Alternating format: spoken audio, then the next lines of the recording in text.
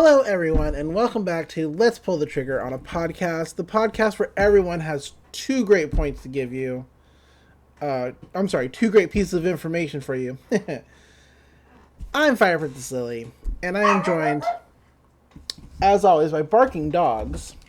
But, as well, I am joined by my friend, Dr. Sea Monster. How you doing, Doc?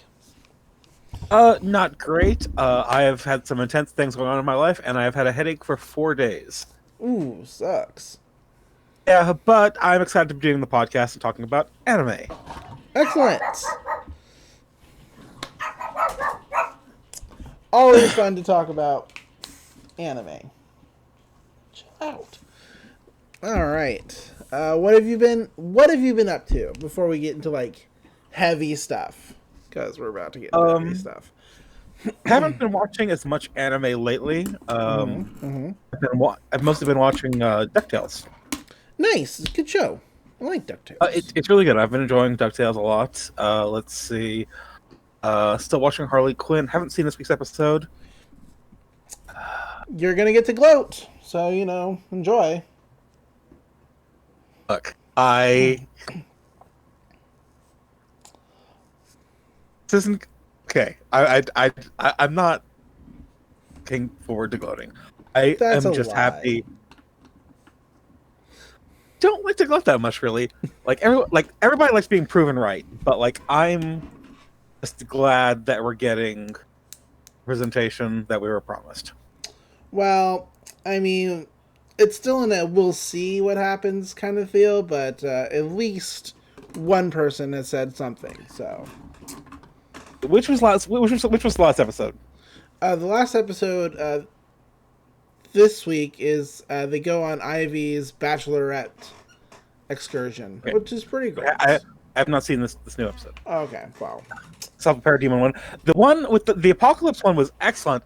It played all the fourth world characters surprisingly straight. Still got some good comedy out of them, and that's really the ultimate strength of the show is that it loves making fun of DC Comics. Yeah. It also clearly loves DC. It also clearly loves DC Comics. It's parody, but it's coming from a place of love and affection for the material. It's not just all these characters are killing each other. Blah blah blah. Right. That man said fuck.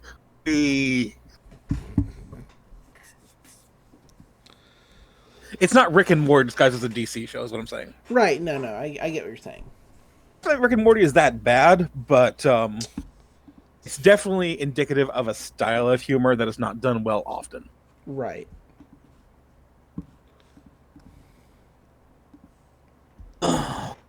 The I conform to the cultural zeitgeist. Mm-hmm. Playing Animal Crossing. I have a very nice island. I have coconuts and a little peach orchard. It's very nice. Very cool.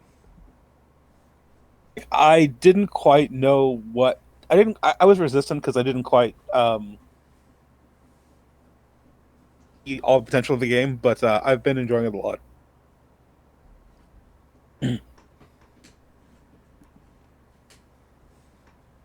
Well, I'm glad. Oh.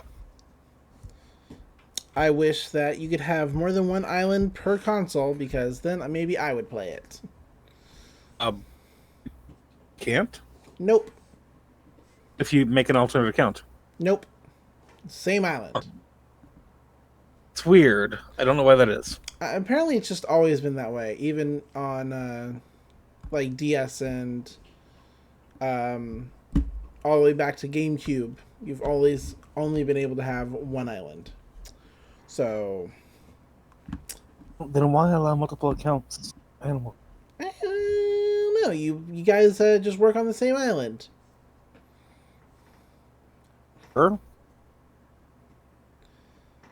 I just, my wife bought the game, so it's her island, and she gets to have it. So, Right. and I'm sad that I don't get to play. Well, I mean, I could play. It's just, She have Raymond in boxes.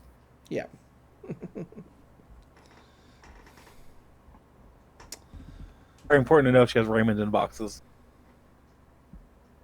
I have no idea what it means. I know is Raymond is like a character that people like a lot. Yeah. Is like the persona of Adam Conover, apparently. Adam Conover already had a persona. He had a Pidgeotto that went to grad school. No, that was his Pokesona. It's different. Ah, okay. That's fair. I also, my mother was in the hospital, and I got targeted for wire fraud. Oof. But your My mom's, mother's doing okay. your mom's doing Mother's doing okay? okay. Yeah, good. Yeah, she's good. She's at the hospital. She a lot better now. And the wire fraud is mostly resolved, but I'm a few $100s in the hole, and I don't know what to do about it. Hopefully that gets resolved. Fully. Oof. Anyway, what have you been up to? Well, before we get into what I've been up to, I thought I'd give everybody a little levity. But hey, y'all, anybody listening, because apparently we do get some listeners on this show. Real important, just something really important that I gotta say to you. Black lives, they matter, and you should listen to black people when they say it too. I'm not black, I'm brown, but it's an important statement. It's important that we stand with people in times of oppression. And you might be thinking to yourself, what about the rioters? What about that? Rioting happens when all other options have been exhausted. When you are so angry that you don't see another way, and that's where those people are at. And it's not on us to tell them how they should behave or how they should act to another tragedy in their community.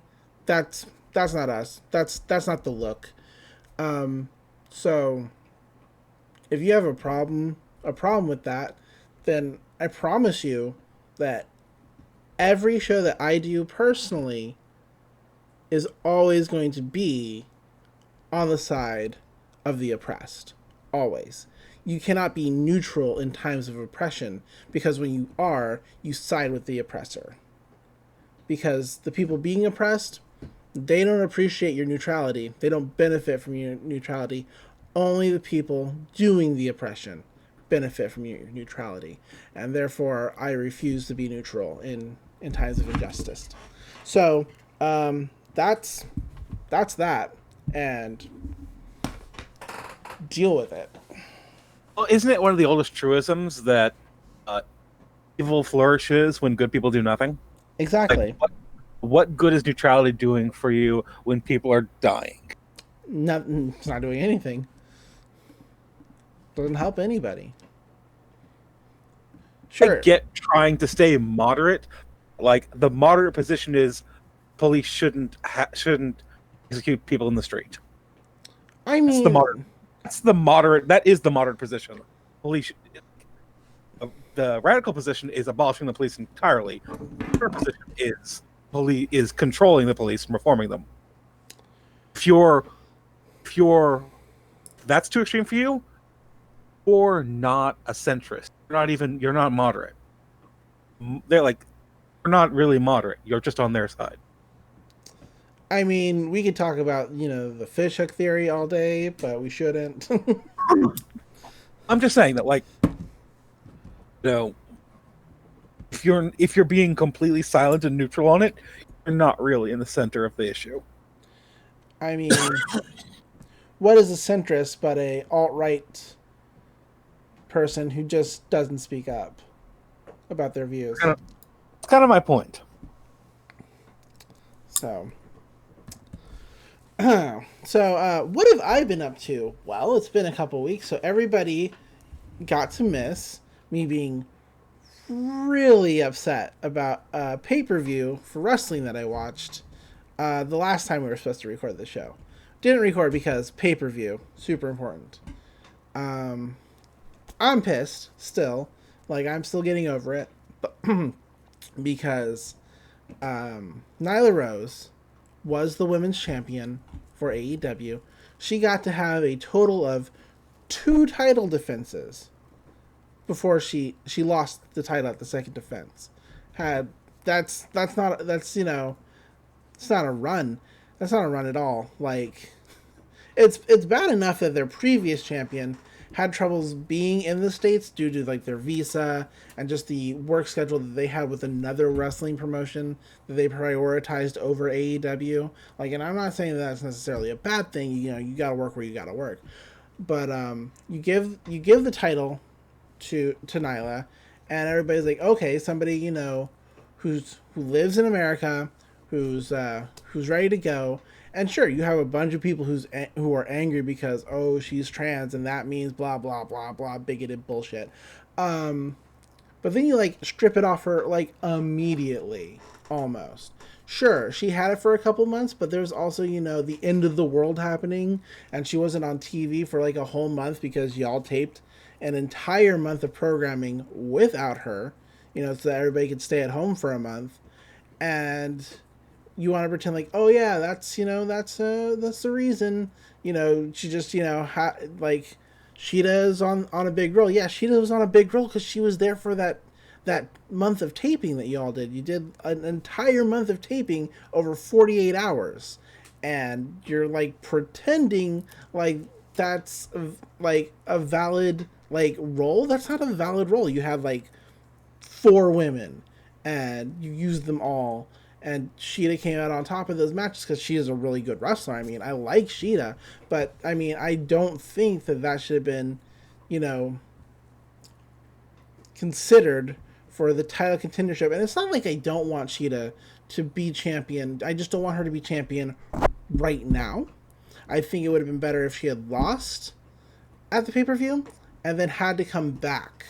Like, she lost, so she goes back to like, the bottom of the rankings, and she like kills her way through the rankings because now she's really driven. She didn't take Nyla seriously enough. And then maybe not even like the next pay-per-view, just like a month and a half later, maybe sometime in July, she comes back and she challenges Nyla and she actually wins that one. I think that's a better story. I think that's better than we just wanted to give the faces wins because the world's so terrible. We wanted a feel-good story. Doesn't feel good, my guy. It feels like you made Nyla weak. It feels like you made the belt weak. Nyla's supposed to be like this unstoppable monster, and she loses in her second title defense. Just dislike it. Kind of a damp squid for the character. Yeah. Wrestler. And it kind of really sucks because Nyla, when she won the championship, she's like, I'm going to be a one-time champion because nobody's ever going to take this off me. And so it makes her sound like she can't back up what she's saying. Like, I'm just, I have emotions about it.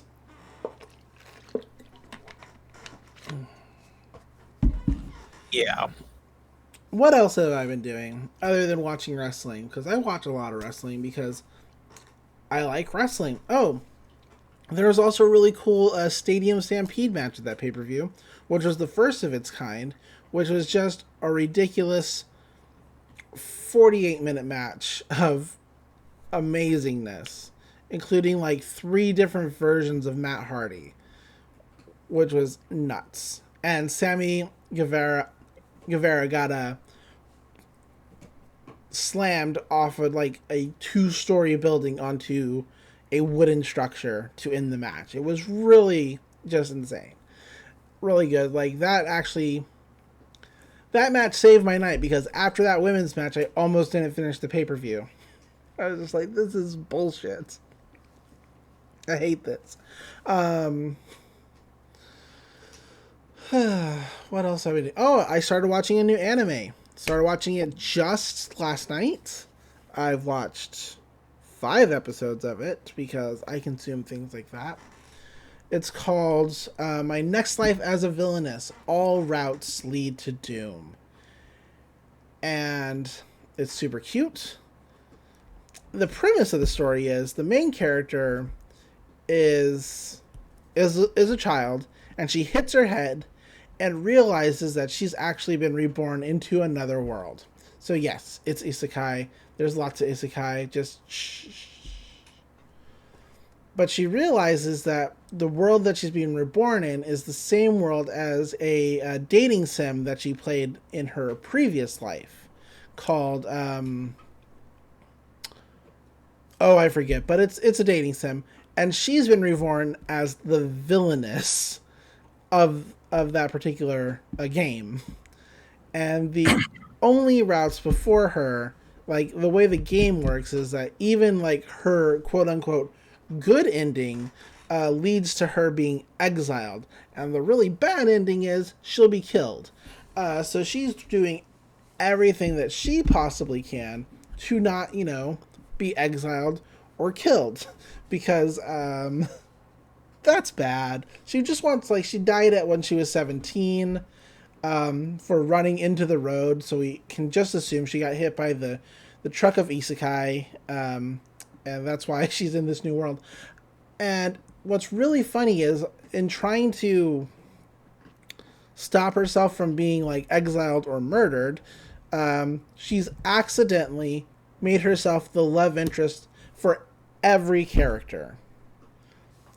All the guys, all the girls, they're real into her, and she is so oblivious. It's perfect.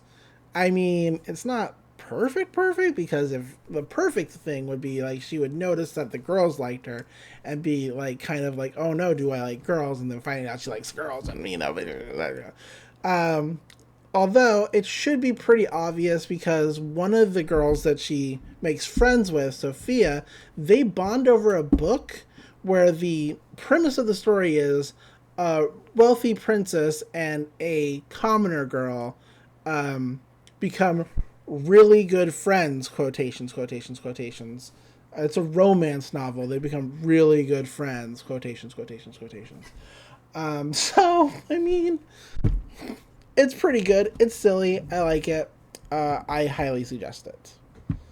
And I think, other than, like, telling people they should watch Rise of the TMNT, which is a really good cartoon. It's the latest in the Teenage Mutant Ninja Turtles franchise. And the Sakuga for that show is just out of this fucking world. It's amazing. And everybody's sleeping on it because they don't like, quote unquote, how they made the characters different. And Leo's not the leader. Wow. Watch the show. It's good.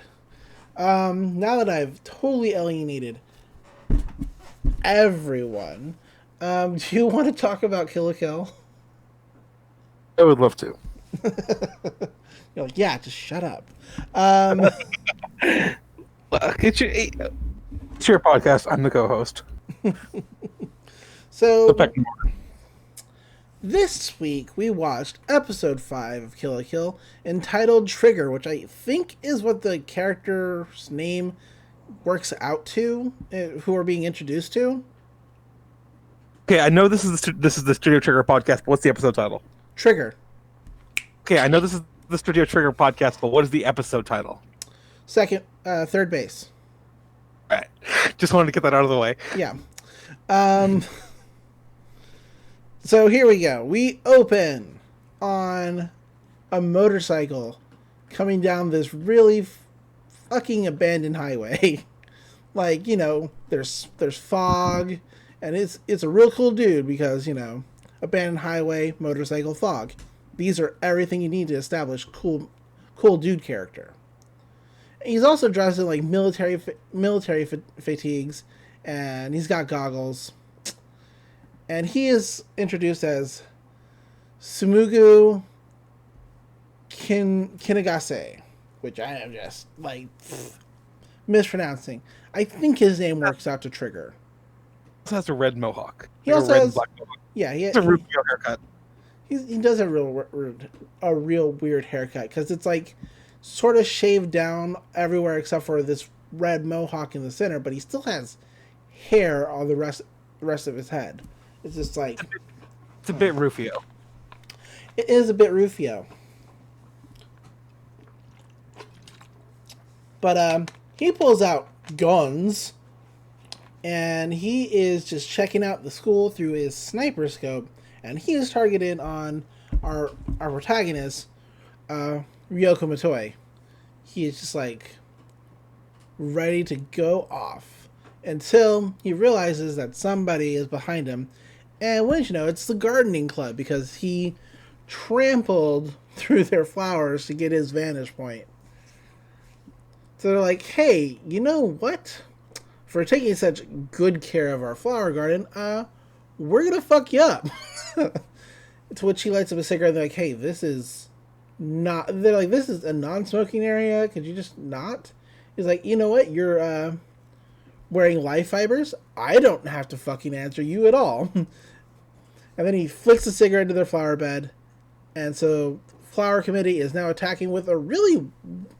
I don't understand how life fibers work. I've watched this show a couple times. I still don't quite understand how life fibers work because this guy makes like monster plants from his suit, but they're also still made out of life fibers. So they're plants, they're not plants. I don't know. Anyway, this guy, the Red Mohawk, is firing a submachine gun that just fires like needles. It's shaped like a sewing machine. It is my favorite thing, which is my favorite thing about the character. Yes, all his equipment is shaped after like sewing stuff, but it turns out the needles sap the power of the life fibers, or they're like disconnected in a certain way that allows the it's like a power drain. It's really weird. But he tells the committee member that he's got like 2 pieces of useful information before he like KOs the guy and takes the thread that holds the entire suit together.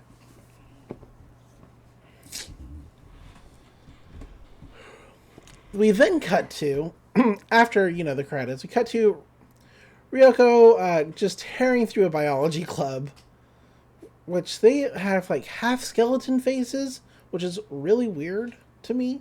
Like, I understand why, sort of, because, it's biology or whatever.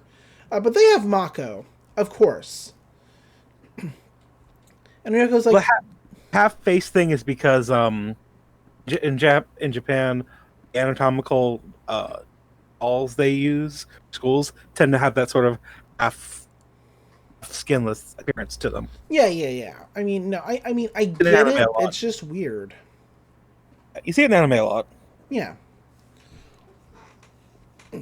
Ryoko tells him that, you can't just go around kidnapping people. They're like, we didn't kidnap anybody. She's our best guinea pig. And so they try to stop her, and she's like, this is bullshit. You guys can't beat me. Sorry. And she uses her super special scissor attack to just blow them all out of the room, absorb the life fiber from the club leader's suit, and of course she's rescued Mako, who is overjoyed. She also reveals that she can turn her scissor into a tiny scissor now. And that makes it easier to carry around, obviously. Why she can do that now?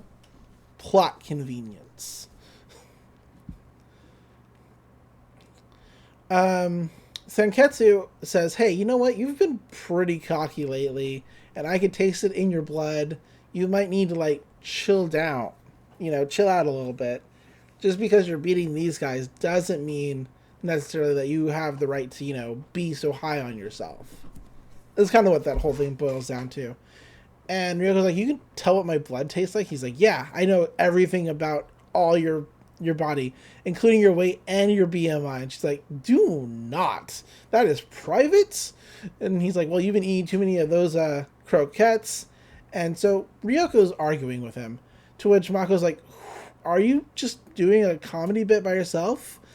And she's like, oh no, I get it. You're talking to your uniform because you're sad and lonely. You're a sad and lonely girl, and only sad and lonely girls talk to their uniforms. It's amazing how much Mako just burns Ryoko all the time. Just all the time. Yeah. But she's like, you know what? I'm so glad you saved me, though, because if they had cut open my stomach, I couldn't have eaten my lunch because it would have just fallen out, and I'd have to eat it again. And then Mako gets attacked by a hail of needles. Good duck. Hmm? Good duck, good duck. Yeah. And Ryoko's like, what the fuck? What the shit is going on? This is when our motorcycle Mohawk guy shows up and he's like, I just wanted her out of the way. Don't worry, she's fine. When she awakens, all her illnesses will be gone. She'll be full of energy, full of vim and vigor. Like, she'll feel better than she's ever felt in her entire life. Which is actually a line that comes back later. Yes. But Ryoko's like, well, thanks for not killing her, I guess. And he points his sewing machine gun at her, and he's like, hey, your uniform's not going to get any mercy from me. Just what Sanketsu says, hey, you know what? Let's run. And they try, but they get pinned. I mean, here's a problem I have with the show. It is, like, desperate to, like, get Ryoko to strip. Like, all the time. And I mean, I know that this whole character's ideal is that, like, he can't trust life fiber, period. Especially Kamwe's, who are made out of 100% life fibers. Because he has tragic backstory. But it is just weird that, like, so many of these episodes come down to person wants Ryoko to take off her clothes. Period. It's just, you know? But this is also like the only adult male character who doesn't like actively perv on her. Yeah, that's true. Very true. So, Narratively justifying the stripping doesn't help. But I appreciate having a character who isn't actively like a pervert. Right. Yeah, no. I get what you're saying. But she's like, what are you, some kind of pervert from the pervert club? And he's like, I am not a pervert. He's like, let me tell you 2 pieces of useful information. It's just like, that's his bit.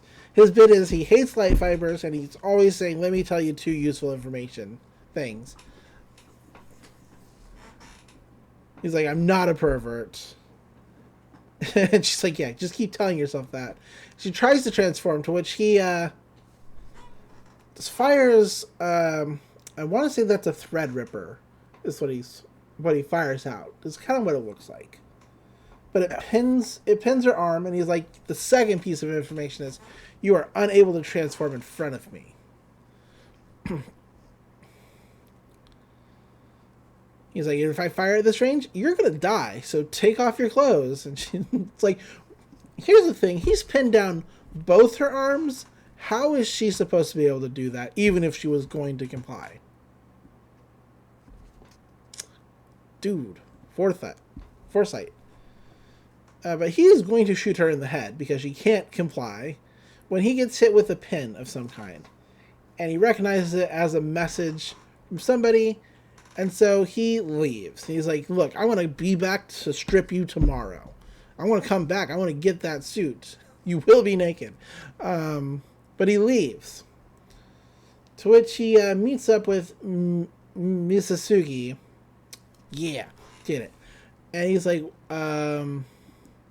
what's the fucking deal? And Misasugi's like, yeah, I know you hate being interrupted, but we, at our secret special organization, we've decided to place all our faith in the Kamui that Dr. Matoy made and his daughter.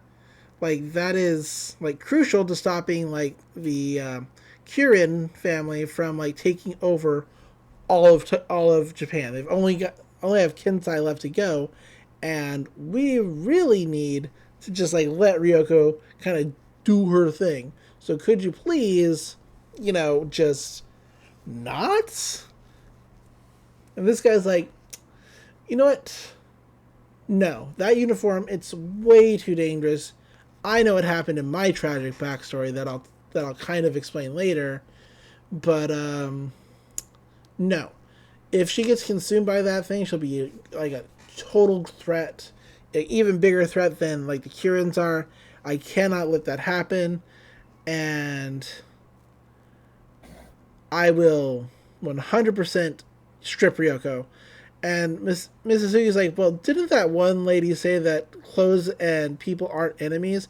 To which that just pisses this guy off. And Misugi tries one last time. He's like, look, if the main office at Nudist Speech, which is the group that we work for, finds out that you're doing this, they'll probably take away all your gear. And he's like, fine, I'll just do this as naked as possible. It's like, all right then. We cut to the Mako household, because I cannot pronounce her last name, but, it's her home. And there's all kinds of food, and everybody's eating like crazy, including Mako, and she's like, yeah, I'm really starving. It's like all my fatigue has been alleviated, any sickness cured, and I'm full of vim and vigor or something. So, fun line, good callback, even though it happened like less than 10 minutes ago, still good. I like it. Yeah. But Ryoko is not eating. There's a line between the father and where he's like, how were you able to afford all this food?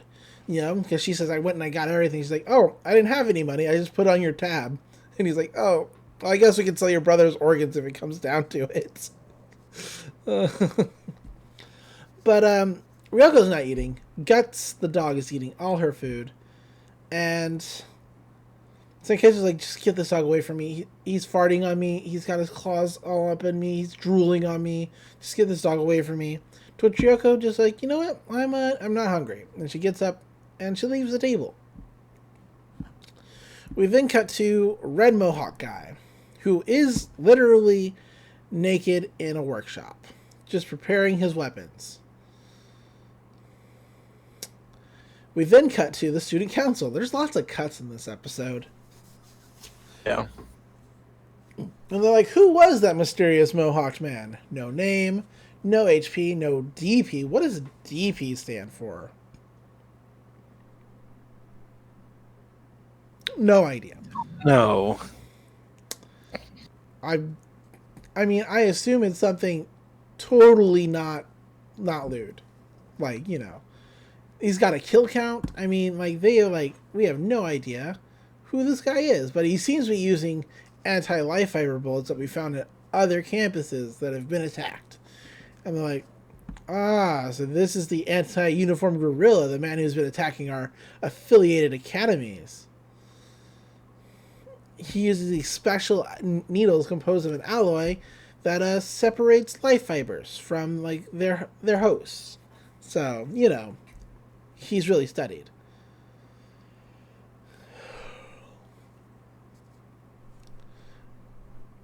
And they're like, so he must have been sent by that one organization. The fools who dare oppose us. And they're like, yeah, but it appears like his target is Ryoko Matoi. So, should we even really get involved? Like, even Sasuke's like, look, this is just a struggle between a sandpiper and a clam. It's not on us.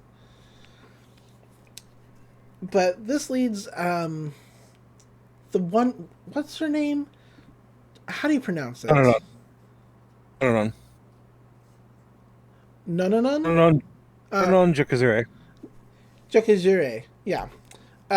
She's like, you know what? The non-athletic community will see to this because that dude not only tore up my gardening club, Ryoko tore up the biology club, and I shouldn't let that stand.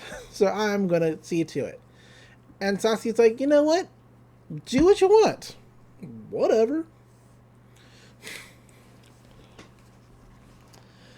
We cut to Mako's house, and there's an argument between Senketsu and Ryoko, because he's like, hey, do not wear me today. That guy is after me, and if you don't wear me, he has no reason to come after you. So, just, wear something else. And Ryoko's like, I'm not going to fucking do that. I'm after Satsuki. I can't take on Satsuki unless I'm wearing you. So, no, I'm totally going to wear you. And so they're having this argument, which Mako's family is listening in, and they're like, God, this is so fucking creepy that this girl talks to an article of clothing. Like, what the fuck is wrong with her? Was- Pausing. Unpause. So, Mako's family is like, this girl is fucking, she's creepy. This is messed up that she's just talking to this uniform. To which Mako's like, yeah, you know what? But she's just sad and lonely. It's like, it's not a big deal. That her uniform just means a lot to her because she doesn't have a whole lot of friends or any friends, so that uniform's her friend. And we're the kind of people who should accept her because we're good people. They're not really good people. Mako's good, but her family's kind of her mom's got issues. her mom's kind of okay. I don't know if I forget if this line is in the sub or not. It's a great line in the dub about Barraza saying the cute ones are always crazy. He says in the sub, he says she'd be a real good girl if it wasn't just for that one thing. So, Which I think I think the line in the dub's a little better. So we cut to the platform to go to school, and Ryoko's like, "Hey, Mako, you go on ahead, and I'll follow behind." And Mako misses the thing. She's like, "Okay, I will, but I want you to know that Senketsu, your uniform, isn't your only friend. You also have me. I'm your friend. I'm a good friend." So she chases after the cart thing. I don't even know why Ryoko necessarily stayed behind, because the next scene we get of her after we watch the red mohawk guy sort of like walk up the hill to the academy, but the next scene we get of her is just her in front of the school. So that means she had to take the trolley up to the school. Why did she stay behind? Anyway, we cut to Ryoko and she's kind of shaking. And Senka's like, "Are you afraid?" She's like, You shut up. I'm not afraid. I'm not afraid of anything. You're just a piece of clothing. Just be worn by me, okay? Because that's what you're here to be. And Senka's like, "Oh, I'm just a piece of clothing." And she's like, "Look, we'll talk later. Just chill. Just like we got business to take care of." And so we focus in on the entrance where rockets fire towards Ryoko. And she transforms, of course. And he starts firing his needle gun. And she's like, "I thought you weren't going to let me transform." Haha. And she attacks, and he blocks with his needle gun, which, honestly, look, I don't know, maybe it's the needles that are kind of like pinning her down a little bit or whatnot, but in the previous episode, when she was fighting with Satsuki, they were like tearing the building up with their power, so I don't understand how he's not necessarily blown back. Doesn't make a ton of sense to me. But, okay. He hits a button. It activates his rocket launcher, which he had discarded, and it fires more missiles, of course, at her, allowing him to sort of get away. And he starts firing again. Like, this is one big, long action scene. Like, so this is going to be a lot of me just saying, he does this, she does that, blah, blah, blah. But she's like, "Look, your needles aren't going to work on me, dummy." But she does start to feel kind of weak because, of course, she doesn't know that they're special needles. This is when the poetry club shows up and is attacking with poems. Then the some other kind of club shows up. The Rakugo is club. some kind of Japanese culture thing that we don't understand. Yep, don't understand it. We're not Japanese. They're also attacking. And of course, the gardening club, fresh from their defeat, they're back to take revenge. It's like, And meanwhile, Nananon looks on as she's ready to conduct a band. The information guy, whose name I just always forget, he's a dog. Umura, He's a dog. Umura, Dog boy. Umura, Umura. Dog boy. It's like, are you sure you're okay just sending out, your small fry clubs? And she's like, yeah, because I know what the fuck I'm doing. It's going to be boring if we just beat her down outright. And besides, there's a plan. When we get a chance to watch, this anti-uniform guy at work, and everybody gets a little information. So, yeah, maybe I know what the fuck I'm doing. Shut up. And he's like, oh, you have a plan. She's like, yeah, I've been with Lady Satsuki the longest. I know what's up. Maybe you should be gathering information like your job is supposed to be. And so we get an entire sort of musical number. Like, it's set over the action. Where Ryoko is just being blown up and shot at by needles. The grenades look like sewing spools. Yes. Which is really good. We also get just horrible terror scenes of these club members who have been sent out to fight. They're just being hung from places via needles. And it is just like, it's weird. In a good way, but also just weird. And the whole time, Ryoko is like running, dodging, fighting, getting blown up. And the gardening club guy gets thrown in front of her, his mouth full of those grenades. To which, he blows up. And I don't know if he dies. No, I guess he doesn't. Nobody dies, even though explosions in mouths. Okay.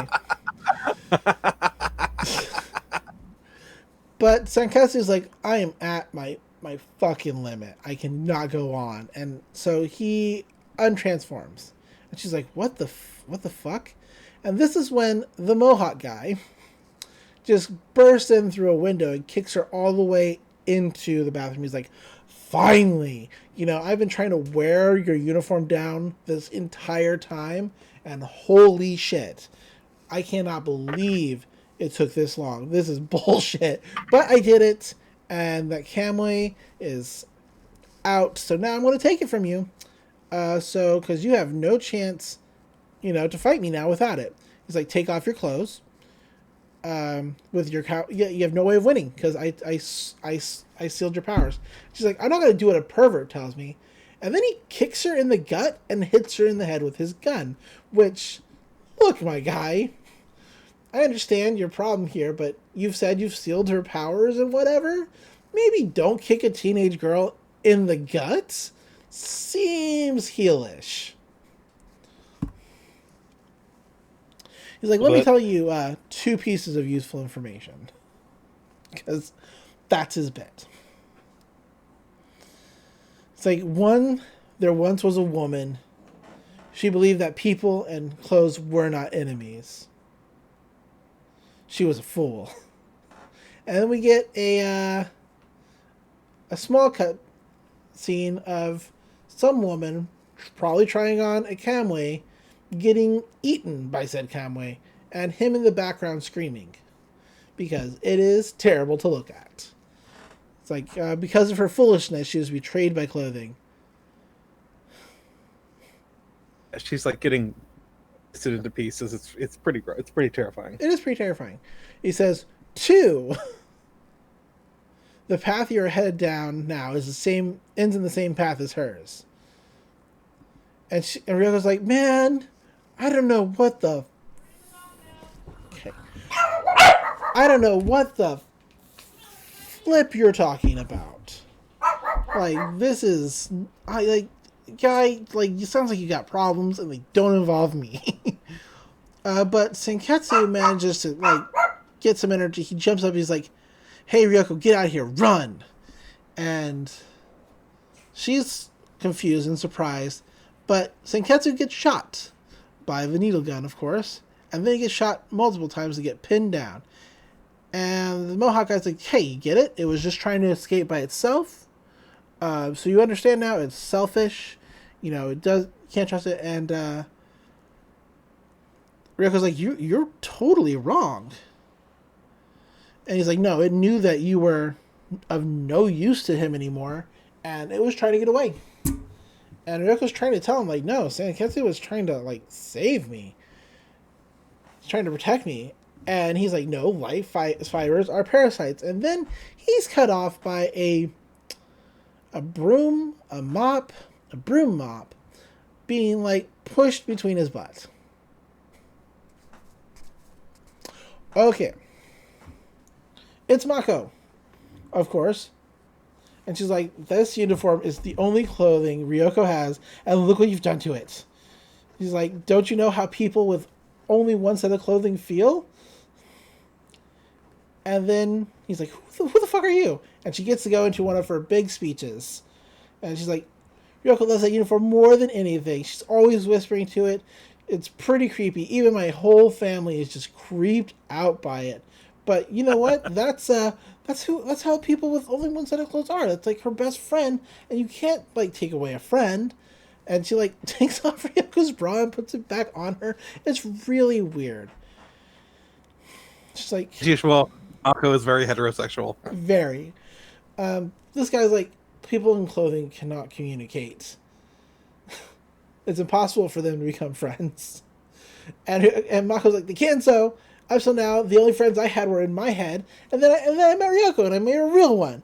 And so that's totally the same thing. A girl like that could totally make friends with clothing, and so she did. And I would give her back her clothing. And she's like, here you go, Ryoko. You should really take better care of your friend. She like unpins it and rips it up off the floor. Yeah, she does. It's really good. And Ryoko's like, thanks, Mako. And she like hugs Sanketsu to her. And then Mako's like, all right, well, I'm supposed to be cleaning the girls' bathroom because I was sleeping in class and this is my punishment. Y'all have fun. Bye. And this guy's like, all right, where the fuck were we before we got interrupted? Just give me the Kamui. And she's like, you'll have to pry him from my cold, dead hands. And he is ready to shoot this girl. He's like, you ready to go through that suffering? Again, all right, fine. And then he gets an image of Sanketsu, like, saying, hey, buddy, don't you dare lay a finger on Ryoko, because if you do, I'll make you pay. It's like, it's just a vision, because he, like, comes to, and she's still clutching onto him. Sanketsu hasn't moved at all. He's like, what the shit? Did that piece of clothing just talk? Do these two really care for each other? And then we get interrupted by Nananon and her marching band. And she's like, hey, you know what? That fight you had against Ryoko, that was really cool. She's like, but I'm really bored now. So hand over the girl. And he's like, hand over the Kamui to you? Never. And she's like, well, you gotta turn yourself in too. And he's like, well, let me tell you two useful pieces of information. He's like, one, you people will never catch me. Two, I'll never hand over these two either. And then his clothing explodes, allowing him to escape with Ryoko. He did leave behind a grenade, of course, as is his way. And yeah, he escapes. It's real good. And so they're like, you let him get away. And Sasuke's like, hey, dog guy. Any status on the anti-uniform guerrillas combat data? And he's like, oh yeah. We got like a bunch. I was able to deduce a pattern. And she's like, well, I'm glad Nana knew exactly what I wanted. So she obviously Speaking of extremely heterosexual relationships,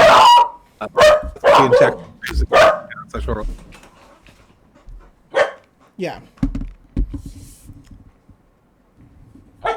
We cut to Ryoko waking up on a couch somewhere. And she's worried about Sanketsu, but she's wearing him. He's like, I'm right here. She's like, oh my god, that's such a relief. Whew. He's like, we're gonna have to thank that man. She's like, I completely lost. I can't believe I lost. Ugh, I hurt all over. And Sakatsu's like, we're both in tatters. Please do not move too much.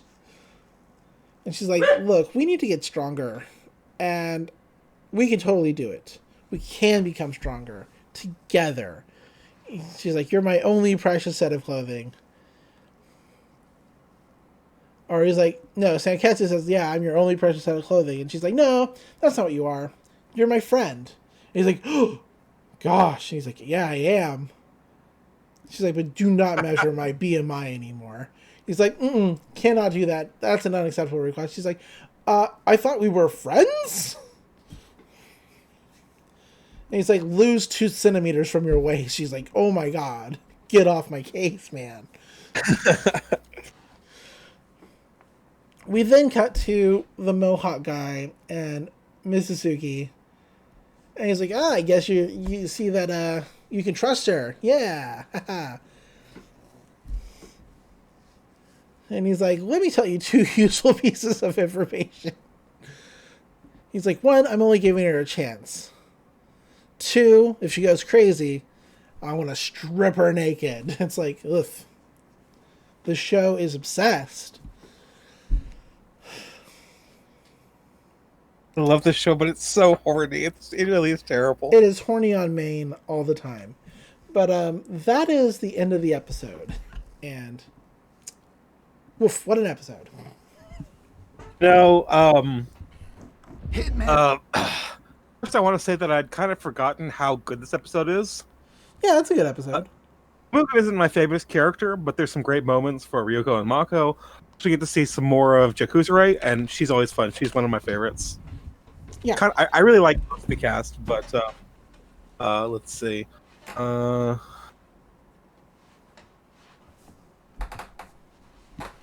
We get the Mako rant. Mako rant's always good. Mm-hmm. Oh, musical sequence is great. It's fantastic. It's great action. It's got a great pace. It's fun. Some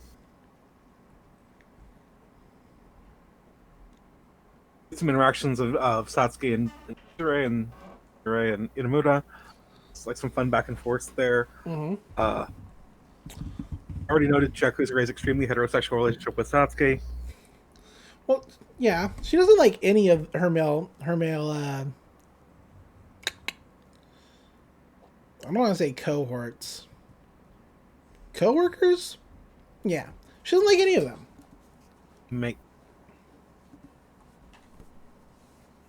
These. She calls them gorilla, monkey, and dog, doesn't she? Instead of like their actual names.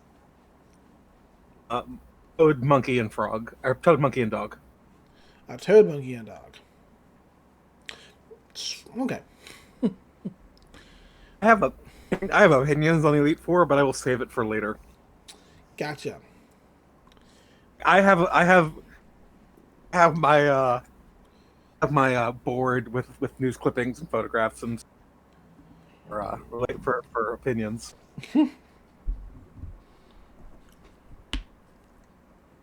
I'm gonna wait till we see a little bit more of those characters. Fair enough. See, I think I've mentioned all my other notes. Love the aesthetics of Sumogu's gear as like sewing supplies. It's good times. It recurs through the series, and it never ceases to amuse me. How about you? What do you got to say about this episode? It's good.